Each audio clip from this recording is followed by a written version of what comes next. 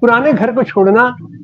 कितना कष्टकारक होता है, कितना पीड़ादायक होता है, यह बात अगर तात्कालिक रूप से जानना है तो कोई हमारे बनारस में जाने। सर्व सेवा संघ परिसर को जब ध्वस्त कर दिया गया, वहां के 35 परिवारों को बेघर कर दिया गया एकाएक, तो उनकी व्यथा, उनकी पीड़ा से अंदाजा लगाया जा सकता है क्या है। लेकिन खैर, ये पुराना संसद भवन जिसका एक गौरवशाली इतिहास था और उसको उससे अपना हट करके नए भवन में इन्होंने प्रवेश किया, तो आज हम लोग उसी की चर्चा करने जा रहे हैं, जो 12 फरवरी 1921 को ड्यूक ऑफ कनॉट ने जिसकी नींव रखी थी और 6 साल में वह बन के तैयार हुआ और उसमें करीब 86 करोड़ रुपया उस समय उसकी लागत आई थी। और उस भवन में जब हमारा देश स्वाधीन हो गया तो हमारे संविधान सभा ने जो उस पर अधिकार किया और अपना संविधान सभा की उसमें पहली बैठक हुई और उसमें विचार मंथन के बाद अपना संविधान का एक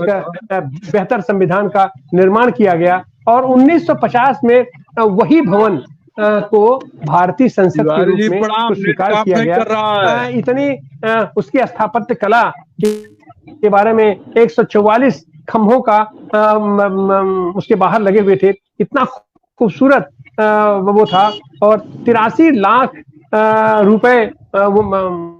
उस पर उस समय लागत आई थी और एडविन लुटियंस और हर्बर्ट बेकर ने उसकी डिजाइन की थी, जो वास्तुकला का एक बेहद उत्कृष्ट नमूना माना जाता है। 12 दरवाजे उसमें लगे हुए थे और 1921 से लेकर के 1927 18 जनवरी 1927 को उसका उद्घाटन किया था लॉर्ड इरविन ने। उसमें 4700 कमरे थे और अभी 1956 में उसके ऊपर 2 मंजिल और बनाया गया था, तो वह भव्यता का प्रतीक था हमारे भारत का, भारत की अपना संप्रभुत्व जनता का। उससे बाहर निकल करके और अभी इन्होंने नया भवन बनवाया है और उसमें आज हमारे सारे सांसद बैठ करके और एक नए तरीके से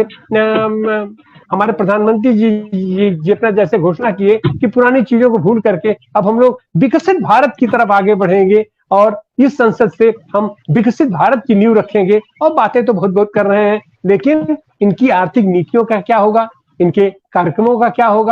होगा देश की उस संपदा को जो ये पूरी की पूरी लूट करके चंद लोगों की तिजोरियों में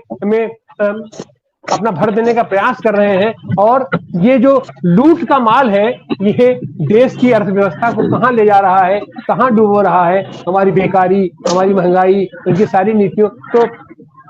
आज हम खास करके आज हम चर्चा करने जा रहे हैं कि हमारे पुराने संसद की स्मृतियां, हमारे पुराने संसद में कैसे कैसे लोग हुआ करते थे, वहां पर कैसी कैसी चर्चा हुआ करती थी, वहां कैसे हंसी के ठहाके लगा करते थे और एक दूसरे से प्यार मोहब्बत की बातें करते थे। विपक्ष वहां पर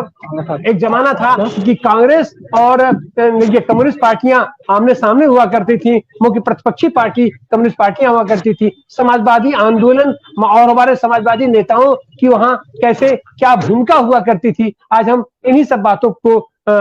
अपना याद करेंगे, उसकी पुरानी स्मृतियों को। आइए हम